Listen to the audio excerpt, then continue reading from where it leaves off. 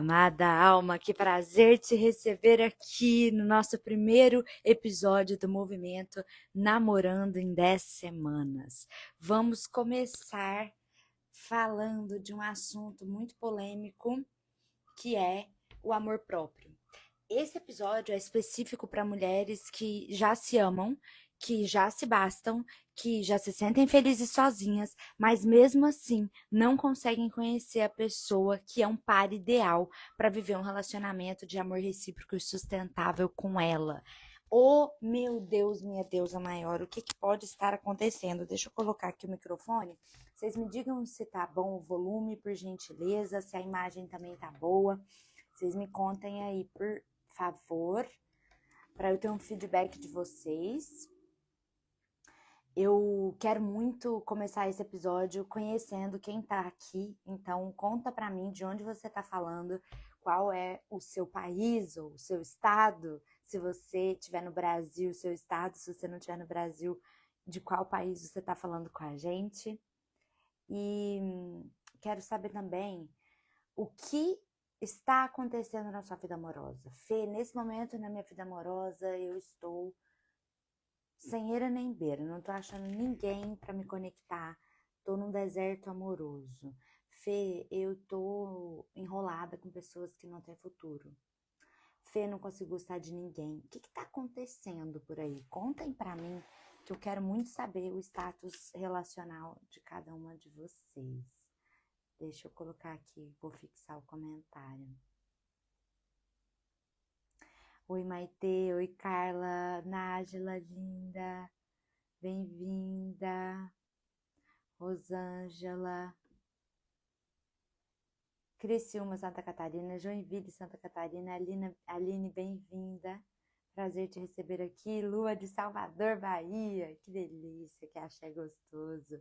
A Rosângela comentou que tá se sentindo sem eira nem beira.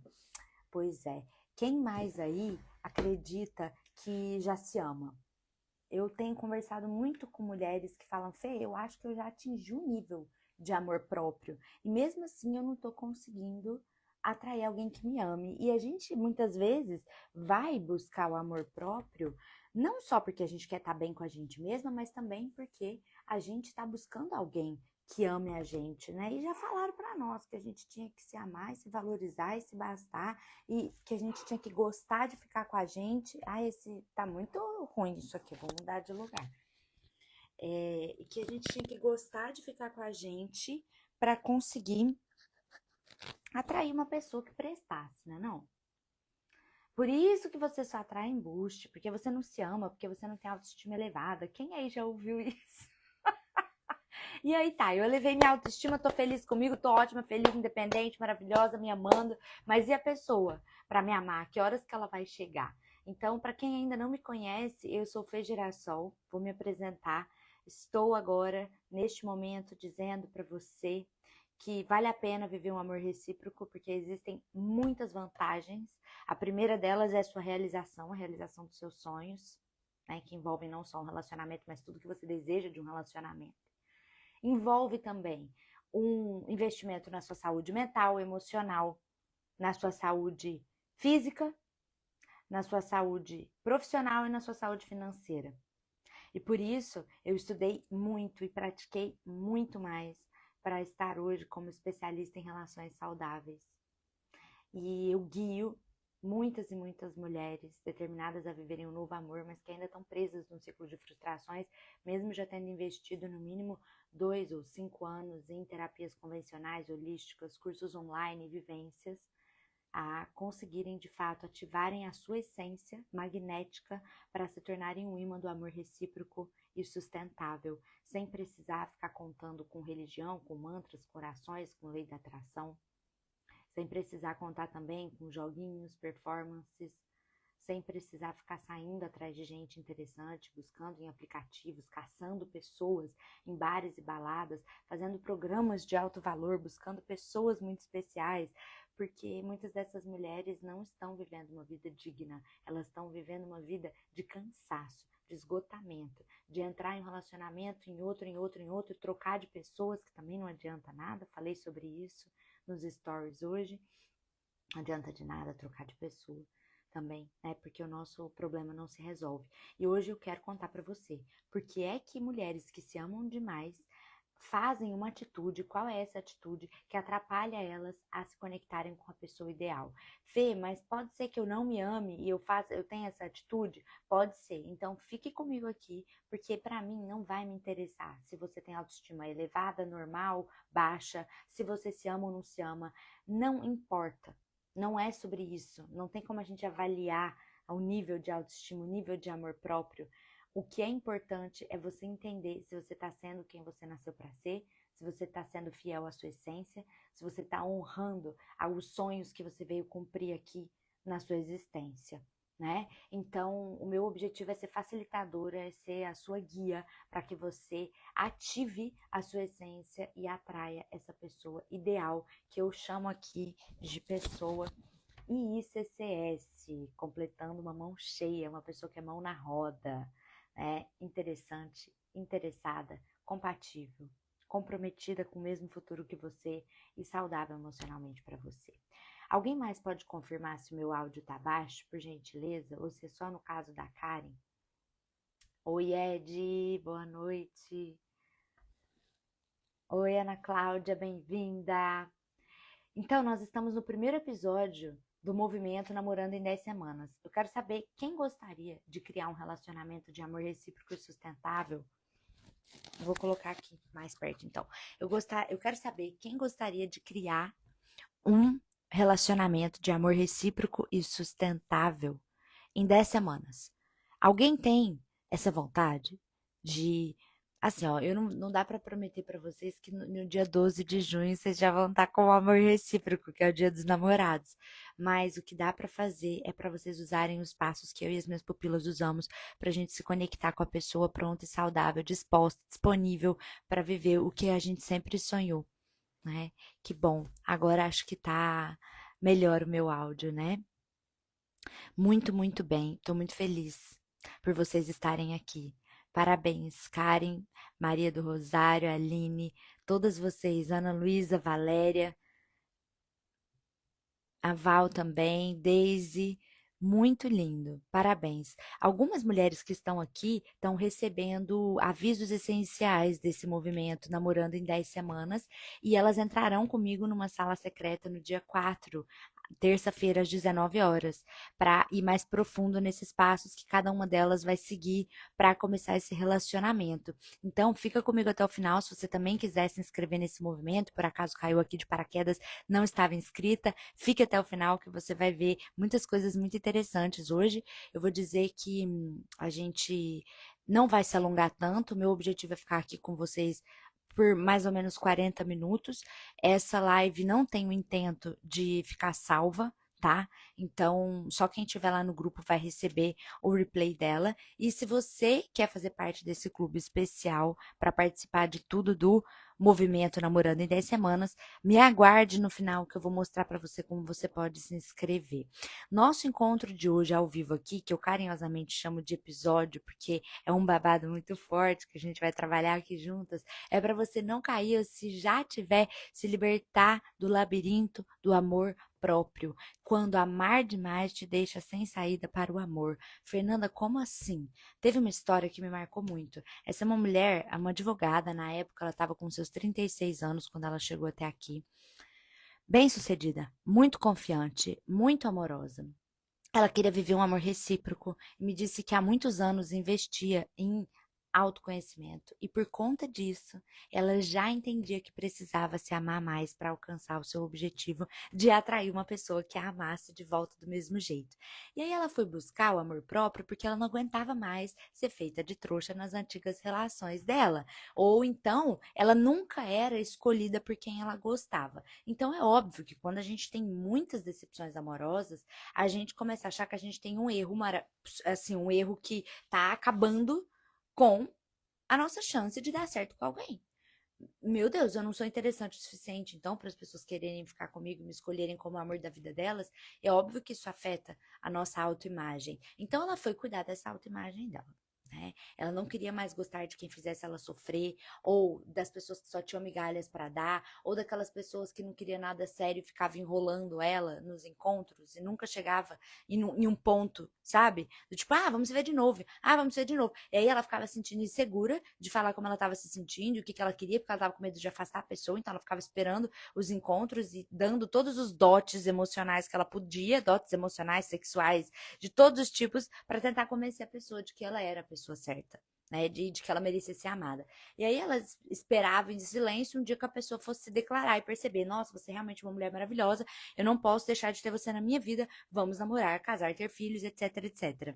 E ela ficava esperando isso acontecer, né? Então ela cansou disso tudo, foi pro autoconhecimento, buscou muito elevar a autoestima, investiu no amor próprio e ela se preocupava muito com a aparência para ela conseguir se sentir bem com ela mesma, né? Ela colocou aparelho, ela colocou alongamento de cílios, ela fez harmonização facial, ela fez drenagem, ela tinha aquela rotina de skincare que ela colocava lá nos stories dela todo dia, colocou dente de porcelana, colocou tudo que dava para colocar, recalchutou tudo. E ela fazia todos os procedimentos estéticos porque no fundo ela acreditava que ela precisava também se amar na frente do espelho e que arrumar o cabelo, fazer as unhas e ser mais feminina era parte do processo dela se amar. Ela achava que ela estava no caminho certo para atrair alguém que a amasse de volta. Ela aprendeu isso no autoconhecimento, né? Aprendeu isso no Instagram, aprendeu isso nas terapias que ela fez. E ela acreditava que se ela tivesse se sentindo bem com ela mesma, ela conseguiria atrair essa pessoa boa o suficiente para ela e aí ela viveria esse relacionamento que ela sempre buscou. Por isso que ela também investia no autoconhecimento para ela poder ter ferramentas para se relacionar de forma saudável. Então ela investia no Theta Healing, ela fazia psicóloga, ela fazia constelações, ela também se dedicava para a espiritualidade, e é o bom e velho, né? Esse ame para ser amada por alguém, ela ficou nessa muitos anos, esperando alguém interessante chegar. E ela passava as mesmas frustrações. A pessoa melhorava um pouco o nível da pessoa, assim, que chegava. Tá? As pessoas começavam a chegar mais interessantes, um pouco mais disponíveis, mas sempre acontecia alguma coisa que permitia ela. Então, as pessoas que ela gostava não estavam no momento. Por exemplo, às vezes tinha acabado de passar num MBA fora do país. Às vezes a mãe descobriu uma doença grave e a pessoa teve que ir lá cuidar da mãe em outro estado do país. E sabe quando nunca dava certo, mesmo quando a pessoa era certa, a hora parecia que estava errada? Então, ela falou assim: Fê, peraí, eu continuo atraindo pessoas que me enganam, pessoas que mentem, pessoas que me traem, ou pessoas que não querem compromisso nenhum, ou então, quando atrai alguém legal, tem alguma diversidade que não dá certo pra gente ficar junto. E aí ela me procurou porque ela continuava, no final das contas, sempre se sentindo desvalorizada, porque por mais que ela entendesse racionalmente, a pessoa tinha um sonho de fazer um MBA fora, então, claro, ela passou lá, ela não vai falar não pro MBA e ficar comigo, só que você entende que, no fundo, ela queria ser escolhida para ser parte da vida dessa pessoa? E como ela nunca se sentia parte da vida de ninguém, ela começava a se sentir de novo desvalorizada, rejeitada, trocada. Ela achava que o problema era ela que era intensa demais, que era ela que esperava demais das pessoas. Então ela continuava no autoconhecimento das terapias para tentar esperar menos das pessoas, abaixar suas expectativas. E nisso, nas tentativas de se relacionar, continuava se desgastando, quebrando a cara e terminando e tendo que se refazer. E aí, assim que ela entrou aqui, ela tava literalmente de saco cheio. Ela falou: Fernanda, eu nem sei mais se eu quero me relacionar. Eu já cheguei num nível que eu fico assim, ó. Eu tô pensando, sempre foi meu sonho, eu não posso desistir, mas parece que eu não tenho nenhuma fagulha de energia, porque realmente eu já sofri demais. Só que, ela falou: Fê, eu tenho uma ideia. Eu cheguei aqui e eu vou fazer isso que você tá me falando pra fazer, mas eu preciso te contar qual é o meu mood do momento. Sabe o que ela falou pra mim? Fê, eu decidi o seguinte: eu vou escolher agora, eu não vou mais ser escolhida. Então, chegou uma pessoa afim de mim, chegou alguém querendo me conhecer, cara, se eu não escolher essa pessoa, eu não vou me abrir pra ela. Então, a pessoa tem que ter, primeiro ela tem que fazer todo o combo que eu já sei que eu quero, que eu mereço, e depois eu me abro pra me relacionar com ela. Bom, quando ela me contou isso, eu pensei, que dor no meu coração. Porque ela tinha certeza que ela estava fazendo a coisa certa. Ela, não, como agora eu já me amo, como eu tenho que elevar ainda mais minha autoestima, me amar mais para não cair nessas ciladas, eu tenho que perceber tudo antes, então agora eu que vou escolher e jamais serei escolhida. Ela estava usando o empoderamento dela para dar vários nãos. Ela estava numa época que ela estava dando não numa galera, tá? Ela estava em aplicativo e ela falava, não, a pessoa conversava com ela 3 frases, ela já não serve. Pronto, acabou, já não quero mais. Então, ela estava assim, ó, não, não, não, sem parar. Após a sessão inicial dela, com a minha equipe, comigo, ela percebeu que a alta exigência dela estava afastando as pessoas antes mesmo delas se apresentarem para ela. Então, antes mesmo dela conhecer essas pessoas de verdade, para entender se valia a pena investir numa relação, para ver se haveria um portal de intimidade para ser criado ali com aquele par ou não, ela pensava: ah, não, mas isso eu não aceito. Ah, não, mas essa pessoa, isso não me respondeu a mensagem da forma como deveria. Não mandou ponto de exclamação. Eu precisaria de 3 pontos de exclamação aqui, a pessoa mandou só um. Esse tipo de situação, sabe? Alguém já fez isso? Alguém já rejeitou as pessoas antes de correr o risco de ser rejeitada, fingindo para você mesma que você tem uma autoestima maravilhosa, merece alguém lá no topo e que essa pessoa não tá boa para você não. Só que você não conhece a pessoa, você tá imaginando coisas dela, né? Eu tenho uma pupila do meu programa que eu falei para ela, ó, cuidado, porque você tá nessa mesma paranoia de rejeitar todo mundo, porque achando que a pessoa vai ser péssima para você ou péssima para você. O que ela fazia? Ela olhava o Instagram da pessoa. Dependendo das fotos e dos stories da pessoa, ela já nem conversava mais. E aí eu digo, complicado. Por quê? Se você se torna inacessível, você vira a saída de um labirinto. É muito difícil alguém conseguir chegar nos finalmente com você, chegar até o final, chegar ali na porta de entrada do mundo dos relacionamentos com você. Porque você não deixa brecha. Você montou um labirinto para ninguém conseguir te acessar. E acha que isso é amor próprio. E acha que a autoestima é elevada. É ou não é? Estão concordando comigo, né? Vocês estão dando risada, dando coração. Que bom que vocês estão tendo essa consciência agora. E isso fazia com que essa mulher continuasse se sentindo dando voltas em vão, sozinha, sem encontrar a saída para o amor verdadeiro. E ainda com medo de ter que partir para a reprodução independente para realizar o seu sonho de ser mãe. Ela já tinha até visto como fazer contratos com pessoas que ela conhecia para a pessoa poder ser a doadora de esperma dela, já que ela tinha inclusive já congelado os óvulos. Ah, tem alguma mulher aí que já congelou os óvulos porque achou que realmente não fosse dar tempo de encontrar um amor verdadeiro para ser mãe?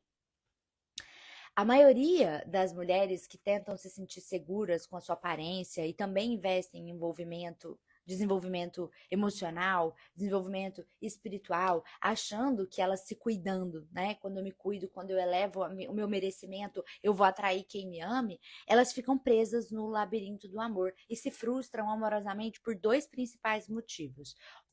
Porque elas rejeitam todas as opções para não correrem o risco de se sentirem rejeitadas novamente. Tudo em nome do tal do empoderamento e do amor próprio. A Bru tá concordando comigo. Quem mais? Várias de vocês estão mandando aqui. Eu. Pois é, eu também já tive nesse lugar, tá?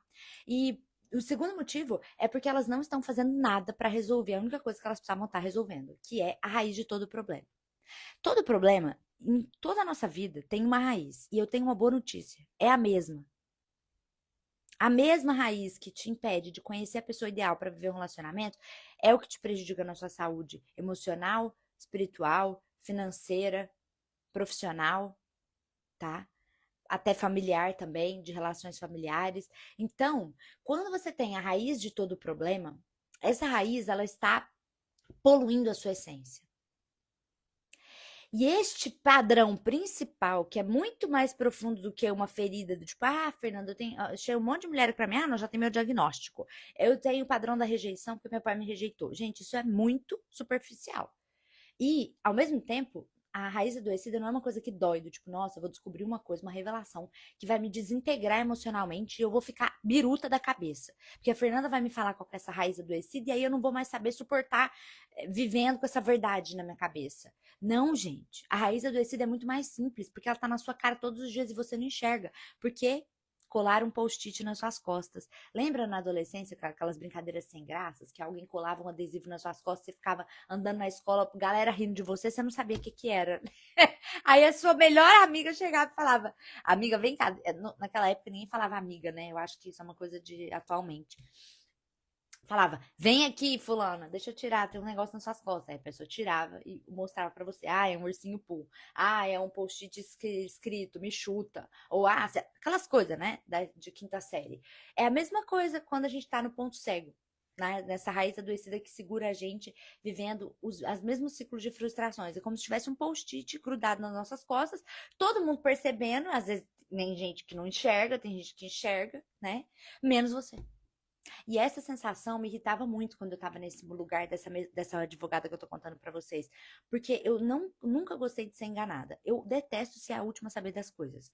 Quando a minha madrinha ficou grávida de gêmeas, e ela contou pra minha mãe, e minha mãe, médica, sabia antes de mim, e eu fiquei sabendo 3, 4 dias depois, ou 7 dias, nem lembro, mas era uma data, poucos dias. Mas eu fiquei muito triste, eu fiquei muito mal. Eu chorei. Eu falei assim, Dinda, eu não acredito que você não contou pra mim. E todo mundo tava sabendo e eu não. Sempre detestei que me fizessem de idiota.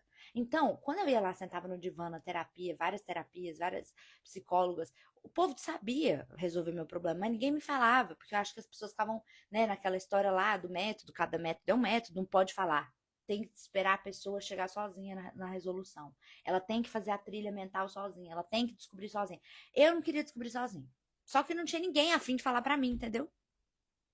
O que eu precisava fazer então? Porque eu prefiro a verdade, mesmo que ela doa. Alguém aí é do meu time? Olha, eu vou dizer pra vocês. Vocês não estão sozinhos, tá? Por isso, voltando para a história da advogada, mesmo se amando e se valorizando, quando chega alguém, essas pessoas não são o que elas buscam. Elas dizem não, se escolhem como prioridade, ótimo, mas a cada vez elas se interessam menos pelas pessoas e cada vez chegam menos pessoas. Porque como todo mundo fica muito desinteressante, porque ela coloca todo mundo num patamar abaixo que o dela para selecionar e não selecionando com ninguém, elas vão perdendo sabe aquela coisa, aquele azeite de relacionamento? Perdendo o jeito de se relacionar, perdendo o jeito de trocar afetividade, de trocar intimidade com as pessoas, elas vão começando a se sentir enferrujadas, porque elas adentram uma temporada desértica, não chega ninguém. Né? E isso vira um ciclo de esgotamento, até que elas ficam com ranço de se relacionarem, impaciente por conhecerem de verdade quem chega, né? Então, assim, ó, não tenho paciência de te conhecer a fundo, então já vou te rejeitar. Aí elas passam com frequência por momentos de vou buscar no aplicativo qualquer pessoa lá para poder sair, me distrair esse final de semana, porque senão eu vou ficar solteira para sempre, versus temporadas de, pelo amor de Deus, aplicativo não põe na minha frente, desinstala todos do celular. Teve alguém aí que já fez isso? Que desinstalou, instalou o aplicativo num período grande que estava solteira, porque ficava assim. Não aguento mais aplicativo. Agora, meu Deus, deixa eu ir pro aplicativo, senão não vou ter ninguém. Ah, não aguento mais aplicativo. Ah, meu Deus, deixa eu ir pro aplicativo, senão não vou ter ninguém. Vira uma loucura emocional, né? Uma montanha russa horrorosa. Então, elas ficam com ranço de se relacionarem, ficam com preguiça de gente, com frequência postam rios de bichos e falam: nossa, bicho é muito melhor do que gente, eu tenho preguiça de pessoa. E aí elas começam a ficar muito impacientes, de novo, para conhecer profundamente quem chega. E aí, assim como aconteceu com a minha pupila advogada, elas ficam no labirinto do amor sem saída para um relacionamento de amor recíproco. Para o psicólogo José Hernandes, no artigo que ele escreveu Os Componentes do Amor e da Satisfação, o principal pilar para iniciar um relacionamento de amor recíproco é a intimidade comunicativa, ou seja, é a capacidade de você mutuamente se abrir para a pessoa e a pessoa se abrir para você, a ponto de você e essa pessoa se vulnerabilizarem de uma forma que enlaça você e a pessoa, e não de uma forma que afasta você e a pessoa, porque tem gente que acha que se vulnerabilizar é mostrar o pior para a pessoa, ser grossa, falar tudo que vem à cabeça, sincericídio, e é isso, gostou de mim, gostou, não gostou, vaza. Isso não é ser vulnerável, isso é auto-boicote, você põe o seu pior pra fora pra botar a pessoa pra correr antes de você gostar dela. Porque quando você gostar dela, você tem medo dela te enxergar de verdade, não gostar de você, te rejeitar, e aí você acaba onde você menos quer, que é se sentindo rejeitada de novo. É ou não é? Fala pra mim se eu não tô falando a verdade. E só pra avisar vocês, eu tenho um nível de TDAH, então eu preciso seguir os bullet points aqui, senão eu me perco com esse monte de estímulo na minha tela aí, gente, mandando coisa, às vezes fazendo pergunta. Então eu tô avisando que eu tô fazendo assim, ó, porque eu tô com os bullet points aqui, com os tópicos pra poder falar pra vocês tudo que eu preciso dizer hoje, pra não deixar ninguém confusa, porque eu quero dar resposta, eu não quero abrir mais aba na cabeça de vocês, não. Porque de aba aberta já basta a minha cabeça. Então, esse artigo traz esse conceito da intimidade comunicativa, que é a capacidade de você e a pessoa se abrirem mutuamente, se vulnerabilizando de forma a se enlaçarem, a aumentarem os laços, a ponto de você também sentir que você pode contar com a pessoa e ela também pode contar com você. Basicamente, é o início de uma amizade. Alguém aí acredita nesse conceito que eu tô falando sobre a gente poder contar com uma pessoa e acreditar e confiar mutuamente, como se tivesse uma amizade rolando ali? E na verdade é uma amizade, né? Como algum pressuposto, vamos dizer assim, um pressuposto para o amor recíproco. Quem concorda comigo que a amizade é um pressuposto para o amor recíproco? Só que uma amizade, a gente às vezes acha que a amizade ela tem que acontecer, eu tenho que ficar 3 anos sendo amiga da pessoa para poder depois virar um amor recíproco e dar certo. Não, eu posso virar amiga da pessoa no encontro. Quem é do time das intensas, emocionadas, profundas? Levanta a mão aí para mim, para eu saber. Porque eu fico amiga de uma pessoa em um dia. Eu tenho essa capacidade de conexão, de abertura, de entrega, sabe? Eu fico muito amiga de uma pessoa e ela não sai mais da minha vida por conta de uma tarde que a gente passou juntas. Já aconteceu várias vezes na minha vida. Então, a gente pode criar uma conexão mútua de confiança, de intimidade comunicativa e ser amiga de uma pessoa em 3 semanas de conversa, né? E o amor recíproco reside, ele parte deste lugar da amizade. Não tem como, porque senão, se você não seria amiga daquela pessoa, por que você vai escolher essa pessoa para morar junto, para ficar com você a vida inteira? Não é verdade? Tô adorando, tô vendo todas vocês levantando a mão aí. Eu vejo vocês, eu vejo vocês. Então, definitivamente, se você não tem paciência para criar uma comunicação, gerar intimidade, se vulnerabilizar, acolher as vulnerabilidades da pessoa, você está completamente inapta para viver qualquer tipo de relacionamento humano. Acontece que você é um ser relacional, porque você é um ser humano. Então aí você está dentro de um outro problema. Então, essa mentorada que chegou aqui, essa minha pupila do programa Renovação Advogada que eu tô contando para vocês, ela criou um problema maior por se amar demais, por ter autoestima elevada, se colocou no labirinto do amor.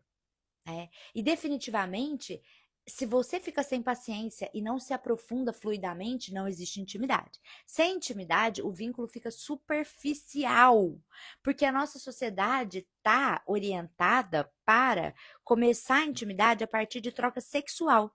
Então, pra gente ter intimidade logo, vamos pra troca sexual. Porque daí eu vou ficar pelada na sua frente, você fica pelada na minha frente, a gente vai ali se lamber, se beijar, se dar prazer um pro outro, e aí a gente vai ter intimidade, né? E as pessoas acabam queimando a largada.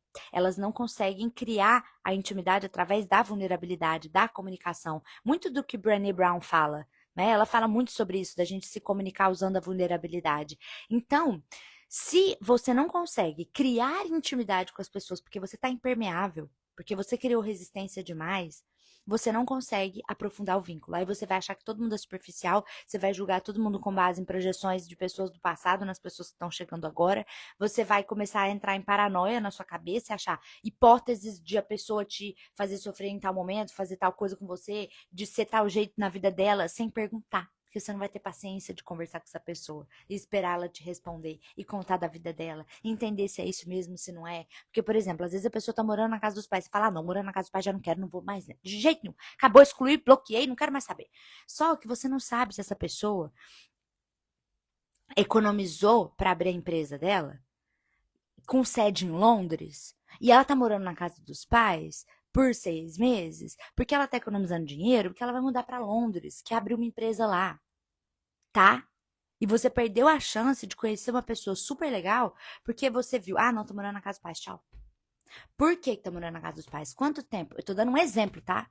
Porque eu também, se eu conversasse com alguém que tá morando na casa dos pais, eu ia falar, já não quero mesmo. Mas vejam, sem intimidade comunicativa, eu não sei o que está por trás disso. Essa pessoa tá ali por quê? Por quanto tempo? Como são os pais dessas pessoas? Qual é o contexto da situação? Entendeu?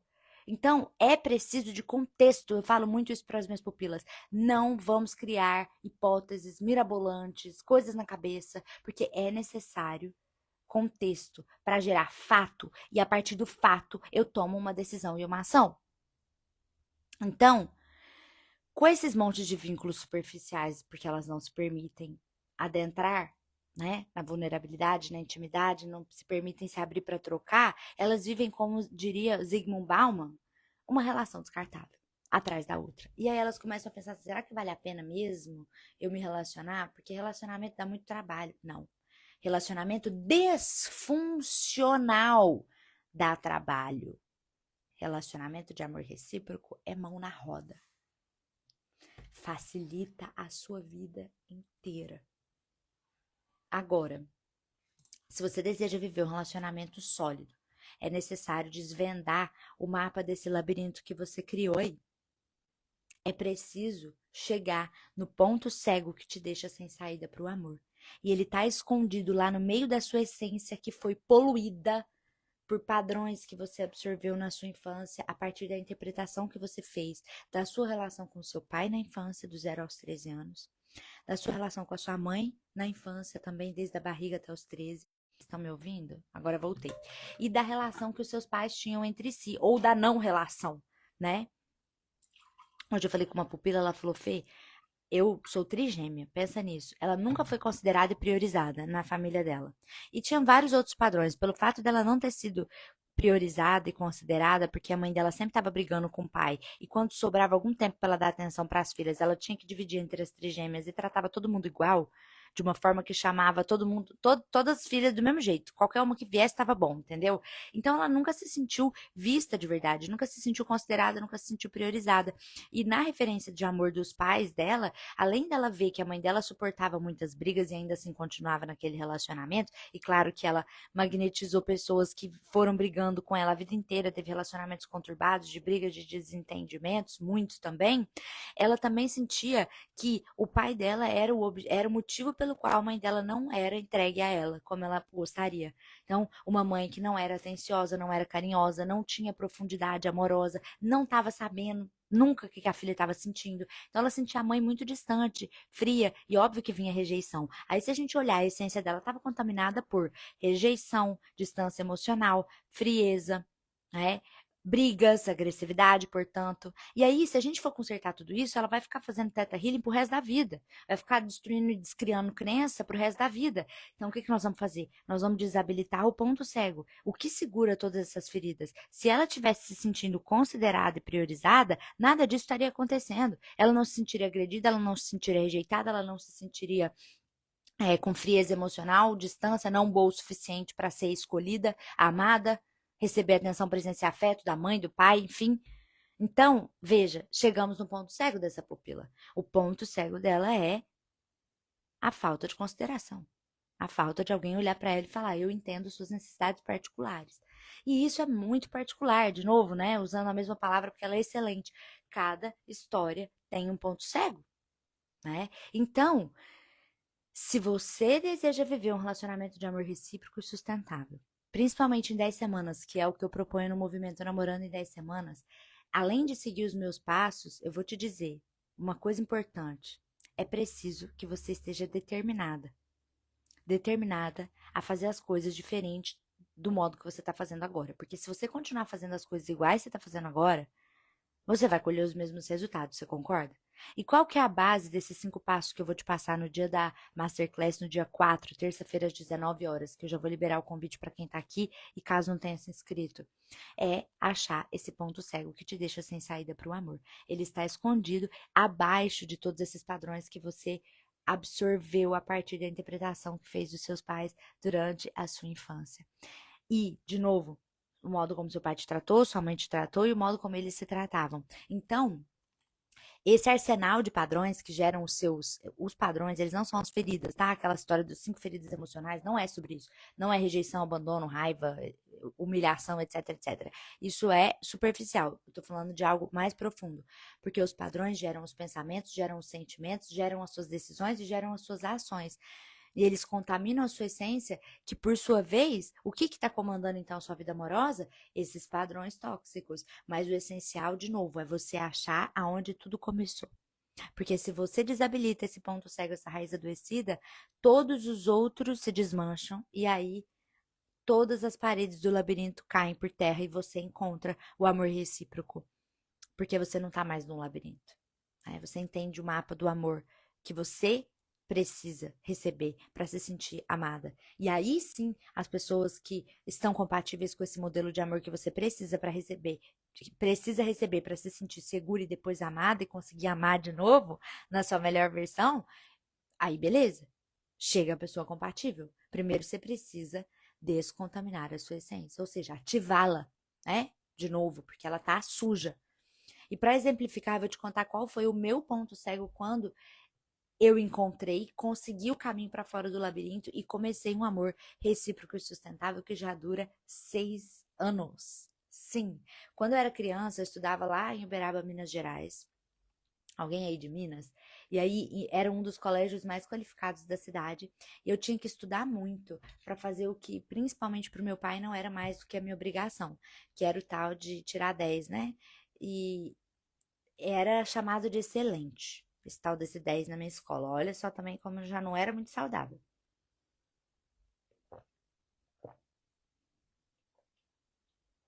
Era excelente, muito bom, bom, regular, fraco e insuficiente. Lasqueira, hein? Aí, em um período em especial, eu me esforcei muito e deixei de brincar com as minhas amigas, deixei de ir no clube. Sabe aqueles clubes que tem, que os seus pais assinam lá, fazem sociedade do clube, aí tem piscina? Tem um monte de coisa. Aí todas as amigas são sócias do clube. Todas elas vão no clube aí. Tá, eu não podia ir, eu não ia, eu não podia. Tá, aí, tá. Quando eu conseguia ir, porque a minha mãe era muito caseira, ela não gostava muito que a gente saísse sempre também, porque tinha uma rotina agitada e não queria ficar levando, trazendo. E minha mãe sempre foi muito medrosa, então ela pensava, provavelmente na hora que ela levava a gente no clube, ela pensava. Meu Deus, o que vai acontecer, né, com essa criança? Às vezes ficava meio insegura, sei lá. Ela não gostava muito que a gente saia de casa. E aí, quando eu deixava de ir, pra mim era o ó, porque eu sempre fui uma pessoa muito ligada com a amizade. Eu achava que se eu não fosse no clube com as minhas amigas, elas nunca mais iam querer ser minhas amigas, sabe? Essas coisas assim de criança, que pra gente o nada é tudo. Então, várias vezes eu tive consciência que eu deixei de ir no clube, deixei de nadar com elas, deixei de andar de patinete, deixei de fazer de brincar de bicicleta, deixei de dormir na casa da Vitória, deixei de dormir na casa da Isabela. E na minha vida e na visão da época, era realmente um sacrifício. Eu vou dizer para vocês, uma criança de 2 anos, por exemplo, quando ela entra no elevador e você ali como responsável dela, você aperta o botão do andar que vocês estão indo, muito possivelmente essa criança vai ficar pé da vida com você, vai começar a chorar, vai espernear, quem é mãe sabe o que eu tô falando. Porque, para a criança, ter a conquista de apertar o botão toda vez que entra no elevador é muito importante. Aquela é uma responsabilidade que um dia foi concedida para ela, aperta o botão e tal. Aí no dia que você aperta sem querer, esquece que a criança podia ter apertado, né? Você podia ter feito aquilo que você fez aquele dia de novo com ela, aperta o botão aqui. Nossa, aquilo para a criança acabou o mundo dela.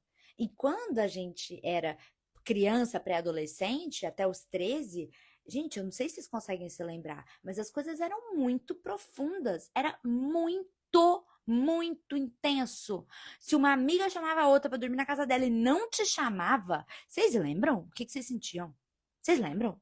Eu lembro, tá? Eu queria morrer. Eu achava que eu ia morrer. Eu sentia uma angústia, uma tristeza tão profunda, porque a gente tem uma mente infantilizada do 0 aos 13 e vários estudiosos dizem que até os 25 anos a gente está terminando de formar o córtex pré-frontal aqui.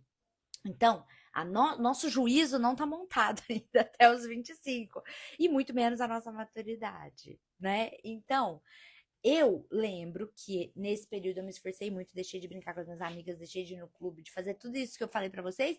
E na minha vida, e na minha visão da época, era realmente um sacrifício eu fazer isso, porque eu me lembro que eu tinha muita vontade de estar com todas essas amigas, não perder nada. E aí depois eu fui descobrir que eu queria mesmo era também ficar fora da minha casa o máximo que desse. Eu queria fugir, porque eu tinha muito padrão da fuga. Eu queria fugir toda hora de mim, da minha casa, da minha família, de tudo que me lembrasse um ambiente que era hostil emocionalmente pra mim. Tá? Não vou entrar nessa parte agora, senão a gente vai ficar muito tempo aqui. Mas o fato é que eu tirei boas notas em todas as matérias, tá? Tirei de 8,5 a 10, porque eu era uma excelente aluna. Só que eu tinha uma responsabilidade extra.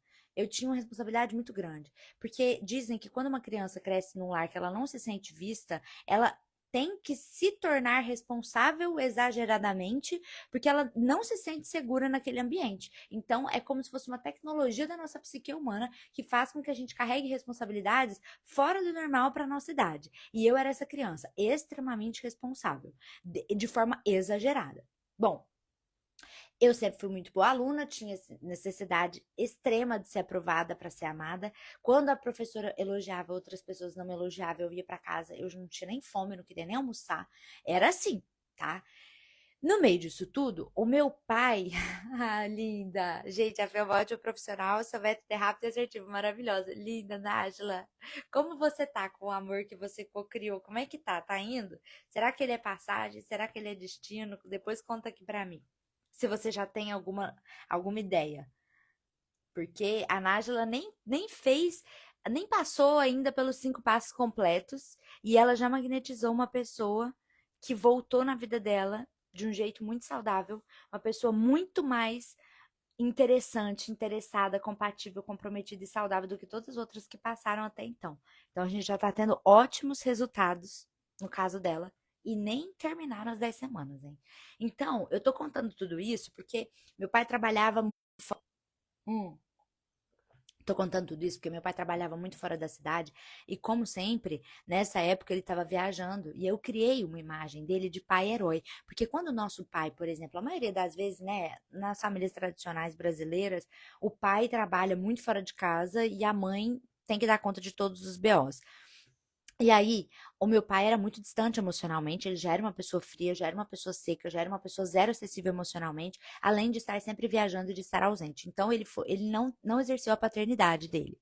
Ele só fazia parte do, tipo, casa, dinheiro, escola, comida, etc, etc. E minha mãe também trabalhava para um muito. Então, eu acabei convivendo muito mais com a minha mãe, porque ela estava lá no dia a dia com a gente, e o meu pai muito afastado, muito viajando. Muito mais fácil eu criar uma imagem de pedestal, de herói, de alguém que está sempre longe, que eu não estou vendo as vulnerabilidades, do que de alguém que está todo dia aqui no batente comigo.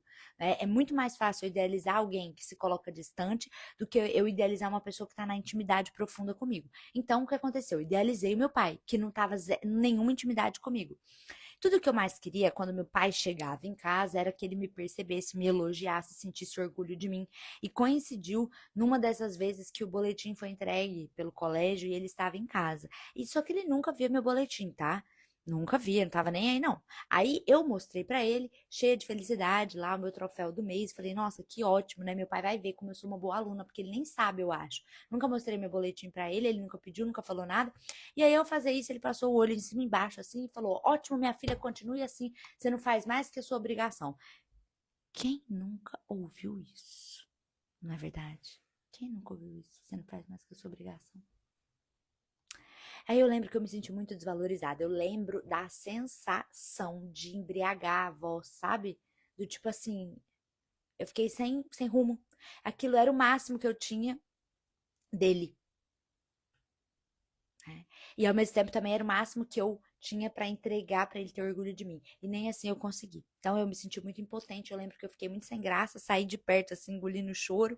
E essa história ficou armazenada em mim. E assim como tudo que acontece dos nossos 0 aos 13 anos, ficou como um concreto, um pedacinho de concreto, poluindo ali a minha essência, abafando quem eu sou, né? Então, eu tô contando pra vocês uma historinha real da minha vida que gerou o meu ponto cego. Mas esse concreto, ele foi colocado ali pelo meu pai, pela minha mãe, por pessoas que passaram depois, sempre no mesmo lugar, de desvalorização. Eu não sou boa o suficiente para ser amada. Essa e outras vivências. Essa e outras vivências foram me mostrando que eu não merecia ser elogiada e para conseguir ser valorizada eu deveria sempre entregar mais e mais e mais. Resultado. O que aconteceu na minha vida amorosa? Eu só atraía pessoas para as quais eu deveria ficar provando que eu era boa o suficiente para elas me amarem e não me trocarem. Para elas me amarem e não me desrespeitarem.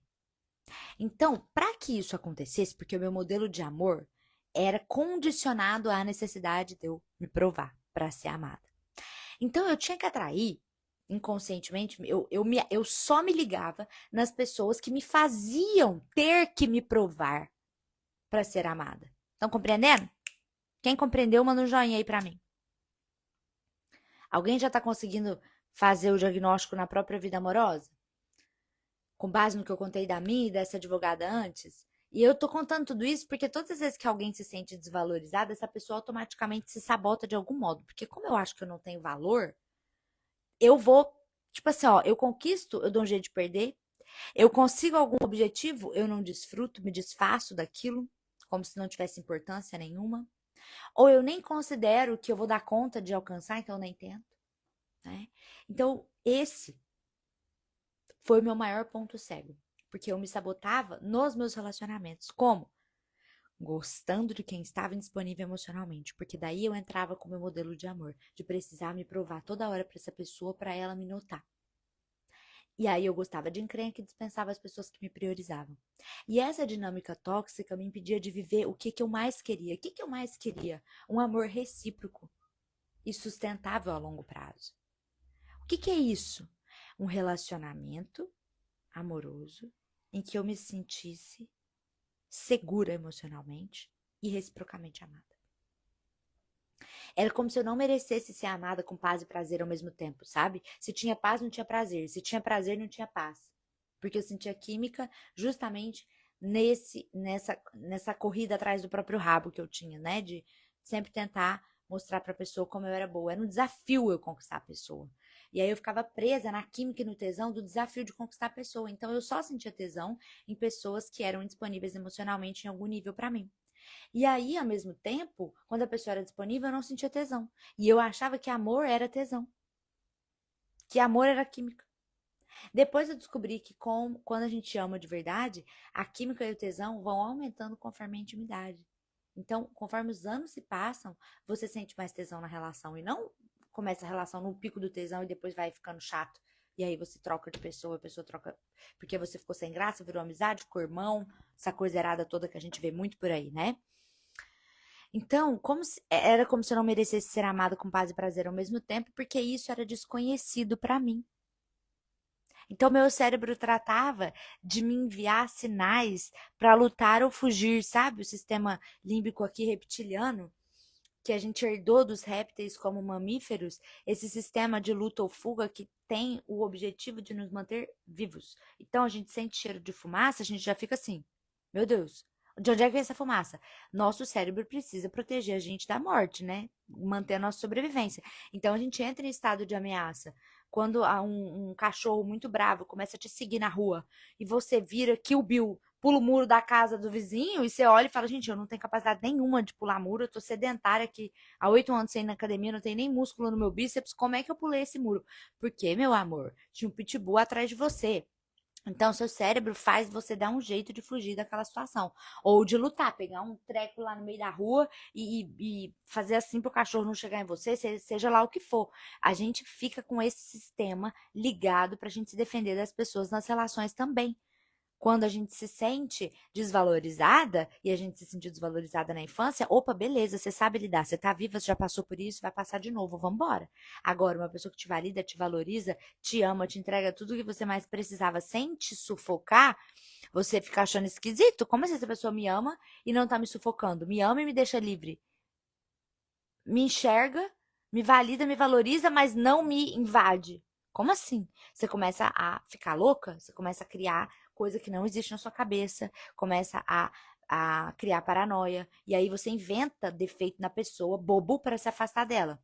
Por quê? Porque a pessoa ficou disponível pra você, porque a pessoa te deu uma coisa que você nunca recebeu. Então, o seu cérebro entra no lutar ou fugir e faz você recuar daquela relação. Ao mesmo tempo, eu me sentia super no comando quando era essa relação em que eu tava desvalorizada, em que eu tinha que ficar me provando e ficar mostrando que eu ia conquistar a pessoa. Não, agora você não sabe, eu tenho uma coisa linda que você não vai acreditar. Eu faço dança do ventre. Aí eu ia, levava a pessoa nas minhas apresentações de dança do ventre. Aí eu, não, mas você não conhece tudo sobre mim. Eu faço violino. Aí eu ia, levava violino, fazia serenata pra pessoa. Ah, mas você não conhece tudo de mim. Eu fiz uma monografia sobre ecovilas, vivi numa ecovila, experimentei a teoria do não consumo na prática. E aí eu ia, e eu inventava tanta coisa, a gente fazia tanta coisa. Minhas amigas chegavam uma hora e falavam assim, Fernanda, eu não sei como você consegue sobreviver nessa vida que você criou pra você. Porque como eu tinha que ficar sempre mostrando os meus dotes pra ser aprovada, pra ser amada, eu tinha que criar coisas legais, eu tinha que viver coisas legais toda hora. Então eu tinha que estar em todas as turmas, eu tinha que ter um monte de habilidade, um monte de qualidade, eu tinha que fazer pompoarismo. Na época que o pompoarismo veio para o Brasil, lá, principalmente da Alemanha, que já estava esse movimento forte lá, eu fui sozinha no sex shop do lado da minha faculdade, sozinha, sem nenhuma amiga, sem nada. Eu entrei lá, comecei a conversar com a mulher. Ah, tem workshop de pompoarismo que você vai fazer há muitos anos atrás. Então eu achava que eu tinha que ter 1000 dotes para alguém poder me amar. E muito triste isso, sabe? Porque eu fugia de mim. Eu não tinha nem tempo de ser eu e nem de ficar comigo, né? Porque eu tava toda hora me performando, né, aumentando os meus dotes para alguém poder me amar. E isso tudo era muito inconsciente, tá? E eu fazendo terapia há 8 anos, viu? Na psicóloga. E comandado muito pela forma como eu interpretei a maneira que os meus pais me trataram na infância. Que é esse o ponto. O ponto cego é construído em nós quando a gente faz um retrato de como a gente merece ser tratada com base naquilo que a gente interpretou que os nossos pais fizeram. Então não é sobre o que o seu pai fez, sua mãe fez. É sobre o que você interpretou em relação ao que aconteceu ou que não aconteceu. E para descobrir o ponto cego, você não precisa lembrar da sua infância inteira, você não precisa reviver tudo o que aconteceu com você, você não precisa sentir a dor toda de novo, você não precisa sair do estado de consciência e ir para a hipnose, né? E eu te pergunto, você quer saber quais são esses 5 passos para você conseguir descobrir esse ponto cego que está te prendendo no labirinto e conseguir se sintonizar com a pessoa disponível, com a pessoa saudável para viver esse modelo de relacionamento que você sempre sonhou? Sim? Quem quer, manda um sim aí para mim, para eu saber. Quem quer viver isso? Quem quer começar um relacionamento sólido, se sentindo segura e reciprocamente amada? E que, se possível, em 10 semanas, né? A Marli, sim. Maria do Rosário, sim. Cá, sim. Sacre, sim. Cláudia. Ah, Flá, linda. A Flá também. É outra pupila minha que já tá muito no caminho. Antes de terminar os 10 passos, os 5 passos, ou seja, as 10 semanas, ela já criou um relacionamento totalmente diferente de tudo que ela tinha vivido na vida dela até agora, no sentido positivo. Isso já é um excelente sinal de que funcionou para ela também os 5 passos que funcionaram para mim. Wilza, sim. Karen, sim. Cris, sim. Paula, Aline, Val, Ediene, Ellen. Ah, Mandis.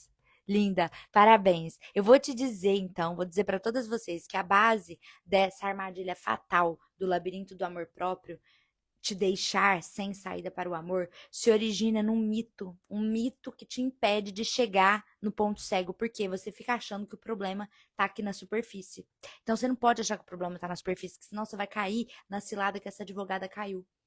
Existe um mito que te atrapalha chegar no ponto cego, que é chamado o mito da autoestima. Ele está sendo construído pela indústria do autoconhecimento e da autoajuda há anos. E ninguém fala sobre isso, porque parece muito certo. Ah, se você está vivendo um problema de relacionamento é porque sua autoestima está baixa, então eleve sua autoestima. E aí elevei a autoestima, e agora, tem um relacionamento? Não, não tem. As mulheres começaram a chegar aqui pra mim com a autoestima elevada, com a vida perfeita, maravilhosas, e ainda sem viver um relacionamento. E eu comecei a me questionar.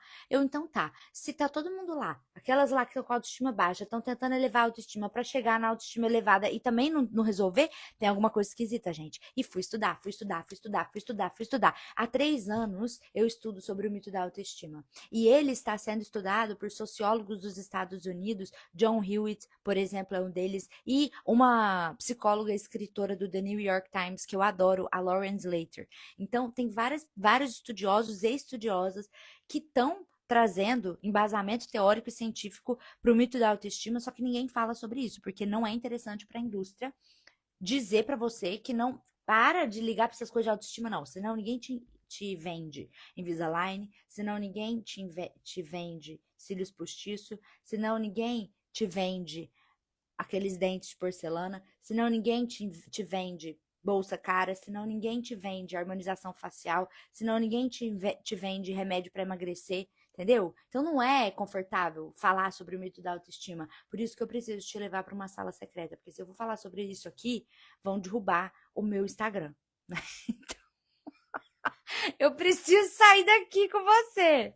E eu quero te convidar para se inscrever no movimento Namorando em 10 Semanas, que tem esse episódio como base, né? Amanhã tem um outro episódio também como base, porque esses 2 episódios te ajudam a entender como o mito da autoestima ludibria você e te atrapalha a chegar no seu ponto cego. E aí no dia 4, terça-feira às 19 horas, que é o dia da Masterclass, a gente vai para uma sala secreta, e aí eu compartilho tudo que eu já estudei sobre o mito da autoestima de uma forma muito objetiva, para tirar as crenças de vocês ali mesmo e a gente já resolver com plano os 5 passos que eu uso no meu programa para que eu e as minhas pupilas pudéssemos estar vivendo um relacionamento que a gente conquistou em menos de 10 semanas, né? Um relacionamento duradouro, tá? Eu já fui em casamentos, né? Eu mostrei, fiz um post esses dias da Carla, uma pupila minha, que se casou e a gente, na hora que ela terminou o casamento, a cerimônia, ela fez uma roda com todos os convidados. Quando ela chegou em mim, gente, eu e ela, a gente chorava tanto, tanto, tanto, tanto. Até um vídeo disso, eu já postei ele várias vezes, não vou ficar postando sempre, porque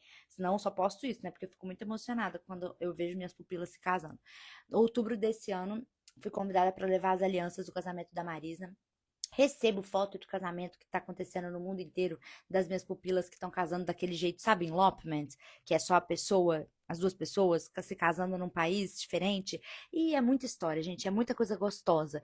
E eu nem sei porque eu cheguei nesse assunto de casamento. Por que eu falei isso? Não lembro, não, mas quem aí quer casar? Vocês querem, né? Alguém gosta dessa vibe de casamento? Porque tem um monte de mulher que quer viver um relacionamento sem casar. Tem um monte de mulher que quer viver relacionamento sem ter filho, não é? Mas eu sou do time casamento. Eu adoro, tá? Sou super romântica. Família Margarina é comigo mesmo. Agora, deixa eu falar. Quem não tá inscrita no movimento Namorando em 10 Semanas e quem não tá inscrita nesse movimento não vai conseguir acessar a Masterclass do dia 4, corre no link da minha bio lá e clica na Masterclass O Mito da Autoestima. Garanto o seu ingresso, porque as vagas são limitadas, tá? Por que 10 semanas? Porque não precisa de mais. Você consegue em 10. Então, para que demorar mais 2 anos para viver um relacionamento, se você pode viver em 10 semanas? Então, eu geralmente faço 5 passos em 5 semanas, só que eu deixo mais 5 semanas só de margem de emergência. Caso no passo 1 você precise, ao invés de uma semana, você precise de 2. Tudo bem, né? Aí a gente tem essa margem, que poderia ser 5 semanas, por exemplo. Porque são 5 passos, né? Um por semana. E daí eu deixo a margem de tranquilidade, para não ser correria. Também precisa correr, gente. 10 semanas tá bom. Parece loucura, né? Eu sei. Vem comigo pra Masterclass que você vai entender tudo que eu tô falando. Por enquanto, quem não tá inscrita, vai lá no link da bio e se inscreve. Quem tá inscrita, amanhã temos um novo episódio aqui às 19 horas. Temos uma convidada especial para falar com vocês, uma pupila do meu programa, que vai entrar ao vivo com a gente no finalzinho, assim, uns 15 minutos, porque ela me contou umas coisas tão legais e eu quis trazer ela aqui para falar com vocês, porque o que ela fez, raríssimas mulheres fizeram até hoje. Eu fiquei bem impressionada.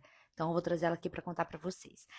Um beijo no coração. Espero vocês inscritas no Movimento Namorando em 10 Semanas. Temos mais um episódio amanhã às 19 horas aqui no @FeGirassol e no dia 4, terça-feira, às 19 horas também na sala secreta, nossa Masterclass, em que a gente vai dissolver o obstáculo que impede vocês de chegarem no ponto cego, o tal do mito da autoestima. Eu vou passar para vocês nessa Masterclass também esse passo a passo que eu e as minhas pupilas usamos para começarmos um amor recíproco e sustentável. Ok? Se você quiser que não seja em 10 semanas, tá tudo bem. Pode ser que aconteça em 10 semanas. Mas se você quiser aumentar, falar, não, só daqui 3 meses, tudo bem. Você segura a pessoa vai chegar. Aí você dá uma enrolada nela, se você quiser. Né? Um beijo no coração de vocês. Até amanhã. Vão no link da bio para se inscrever quem não tá inscrita. Beijo, parabéns pela presença, pela energia de vocês. Amei cada uma de vocês que interagiu aqui comigo hoje. Beijo, beijo, beijo.